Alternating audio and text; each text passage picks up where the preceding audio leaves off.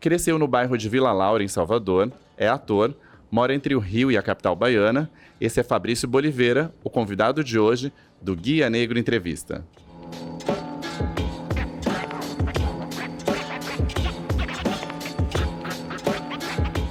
O Guia Negro Entrevista desembarca aqui no bairro do Santo Antônio Além do Carmo, em Salvador, no restaurante Zanzibar, para conversar com o Fabrício Boliveira. Obrigado por nos receber. Que prazer. Aqui no seu bairro. Queria que você começasse contando um pouco como você começou na carreira como ator. Eu comecei muito... Difícil falar, né? Porque eu acho que é uma coisa... Eu tenho sensações de novo, de criança, de ir para teatro. Minha mãe trabalhava numa biblioteca, depois no Teatro TCA daqui, né? Do Teatro Castro Alves. Então eu me lembro de sensações onde eu imaginei que eu poderia estar naquele lugar, ou que aquilo me atraía muito, sabe? De algum jeito, assim. Aquilo despertava muito o meu desejo já novo. Mas profissionalmente eu entrei depois que eu entrei na Universidade Federal da Bahia, daqui na Escola de Teatro. E comecei a trabalhar ali dentro mesmo, todo o encontro com os colegas atores, descobri minha turma, descobri que tipo de artista eu era, né? Que tipo de ator, para onde é que eu queria um pouco caminhar. Eu acho que nesse período aí de 20 e poucos anos é quando eu consigo entender em que formato, se é que tem um formato específico, mas por onde é que eu queria trilhar um pouco o meu caminho artístico. E aí você fez teatro, fez publicidade, você também apresentou alguns programas, foi isso, né? Isso, eu fiz teatro, eu fiz dança, eu era professor de swing baiano, tanto que quando eu entrei na universidade, meu segundo curso era dança, então eu tenho todo o meu trabalho de arte está muito envolvido, ligado com dança, com música.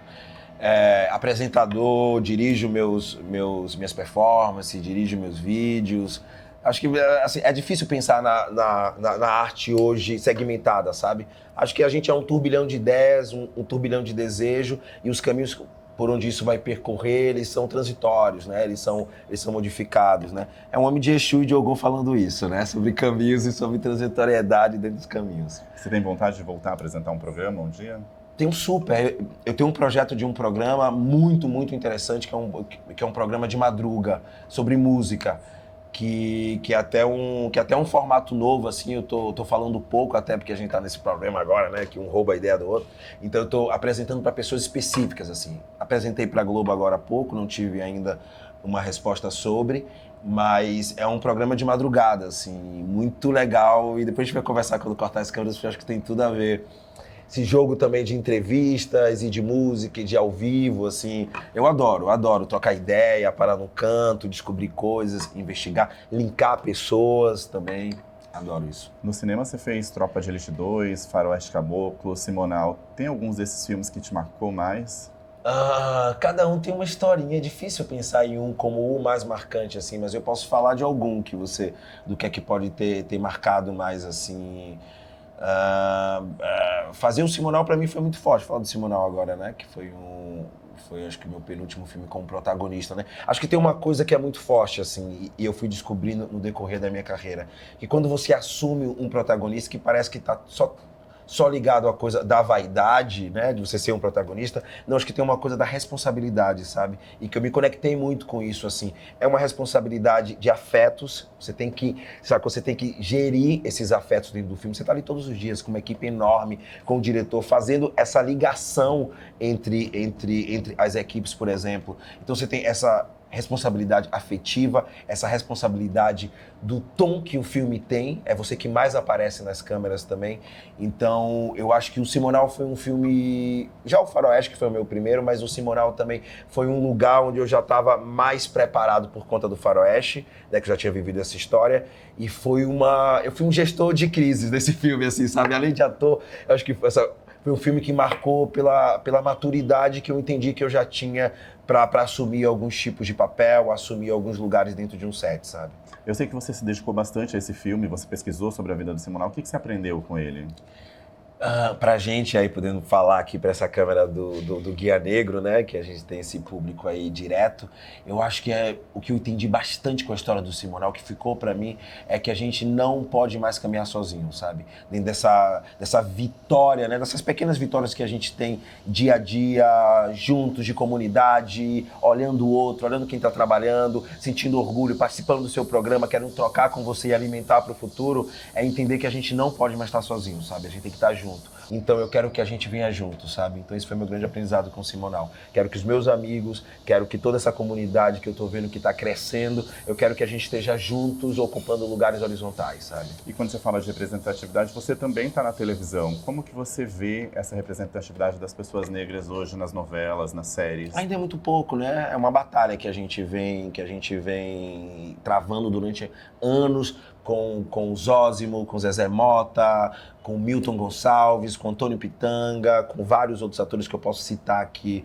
nomes, e são poucos, né? A gente vai ter só, 5 minutinhos, porque infelizmente essa é a nossa história, mas a gente já teve essas forças, a gente já teve esses lugares alcançados, a gente regrediu um pouco, então a gente quer ainda mais, a gente precisa de mais, a gente tem 54% da população desse país, não faz sentido que a gente não tenha essa mesma numeração representada nesses veículos, na dramaturgia brasileira, na rádio, na televisão, no cinema, na internet, então a gente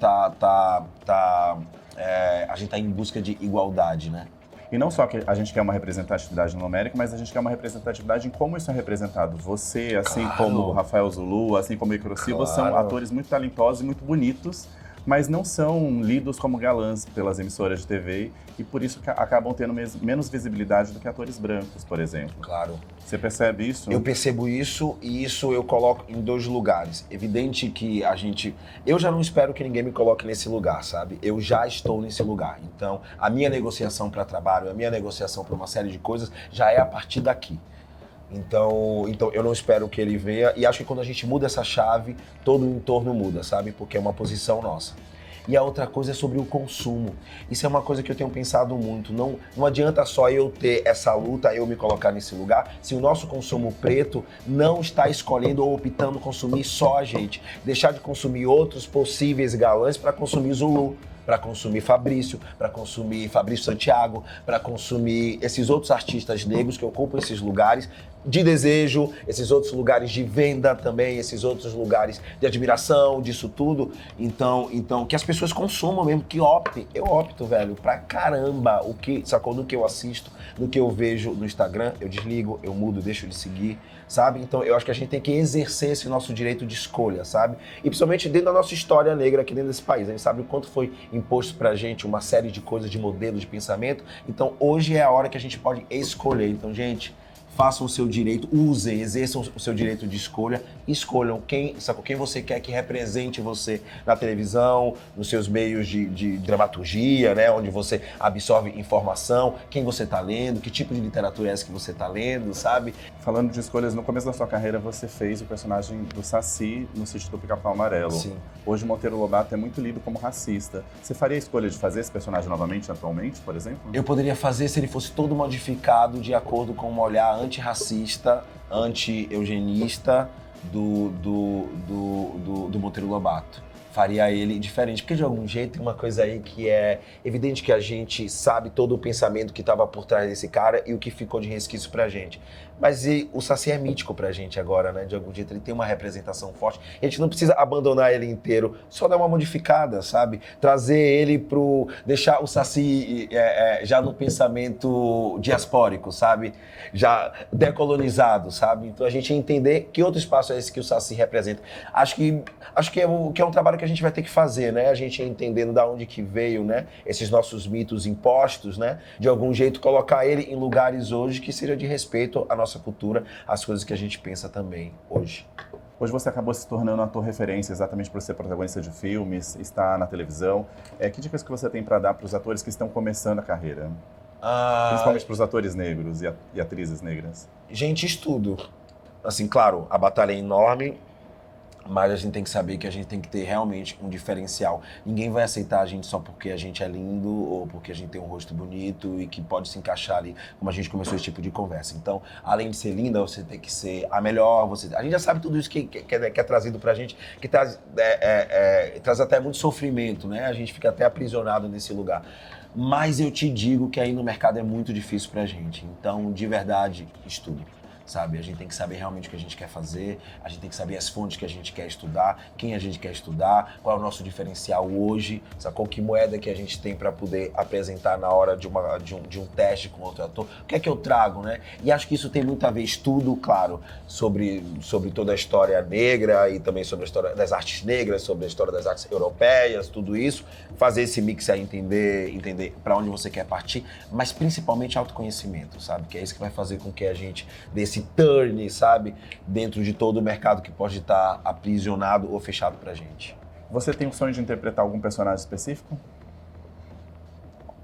Algum dos nossos heróis? Alguém que você não fez ainda? Cara, tem muita história ainda pra contar, né? Tem vindo muitas histórias, assim, né? Histórias que não foram resolvidas dentro do tempo, né? E que agora parece que a gente tá lavando essa história, né? Lavando a história desse mito, abrindo a questão pra gente decidir esses outros espaços, né? Mas, cara, tem tantas figuras. É porque eu não tenho muito esses sonhos, sabe? É difícil pra mim, assim, eu vou tentando lidar muito com agora, sabe? Com o que eu desejo aqui, mas eu tenho uma história sobre a Revolta dos Búzios, por exemplo, que vai se passar aqui nessa rua, que é um cortejo sobre quase uma via crucis em cima da história da Revolta dos Búzios, que finalizou aqui também, dentro da Piedade, mas aqui também, infelizmente, com alguns pedaços de corpos negros aqui pendurados. E a gente precisa rever essa história, recontar essa história, entender quem foi que realmente construiu essas casas daqui, né? Quem foi que colocou essas pedras que estão no chão. Então, quem de verdade deve ocupar esse lugar, né? Hoje, e quem deve contar essa história hoje, né?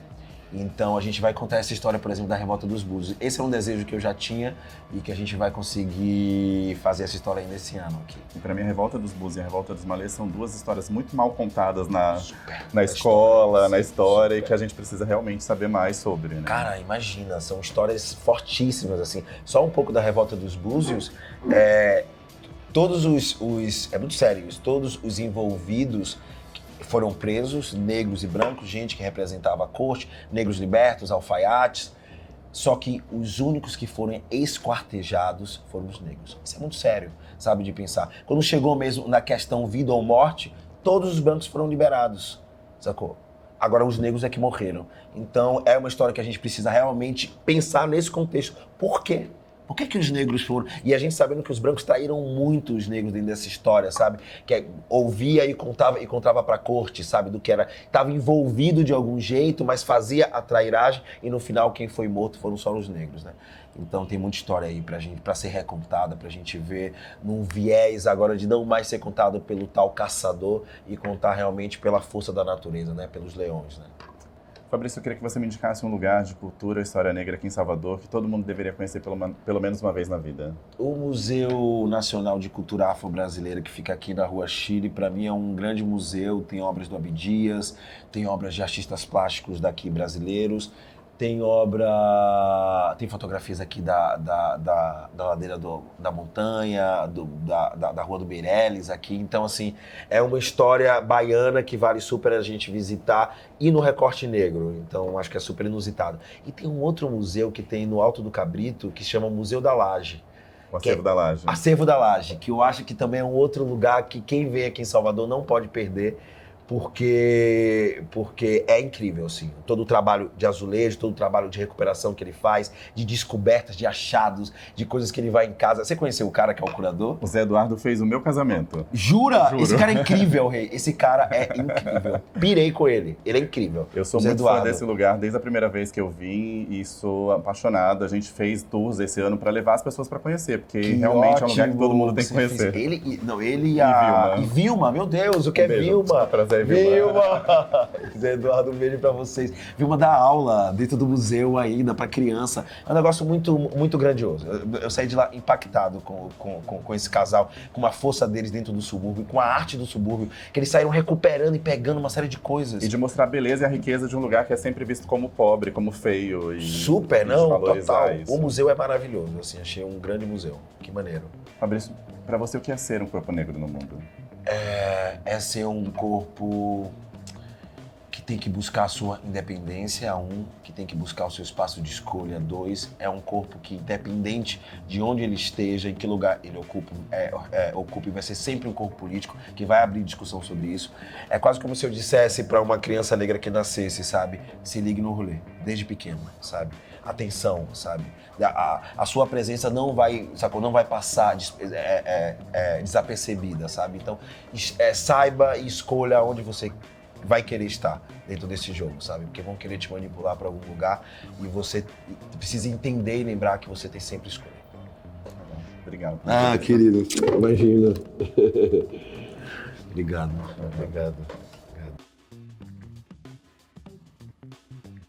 O que eu queria falar para vocês hoje é sobre uma experiência que eu tive, que é uma experiência de dor e de alegria, mas que é basicamente sobre transformação. Um dia assistindo lá na PUC do Rio de Janeiro uma apresentação do grupo do Passinho, que não é o Dream Team, é aquele grupo original do Passinho. Eles, na última música de apresentação deles, eles estavam dançando o nome dos amigos que foram assassinados. E na hora eu fiquei muito chocado, porque eles dançavam isso, paravam para chorar e continuavam dançando, eram substituídos por outros. Eu acho que esse é o nosso poder como povo negro dentro desse país, como povo diaspórico, povo que já conhece a sua história e conhece a história do outro também, o nosso poder de transformação. Então acho que a gente não pode perder isso nunca de vista. Transformação e arte. Como é que a gente pode juntar essas duas coisas para a gente rever e transformar a nossa história? Então essa foi uma experiência que eu tive, eles dançavam e a gente estava assistindo, e eles dançavam tristemente o nome dos amigos mortos, mas de algum jeito eles estavam lavando essa história. Então que a gente consiga lavar a nossa história e apontar para novos caminhos. Sankofa.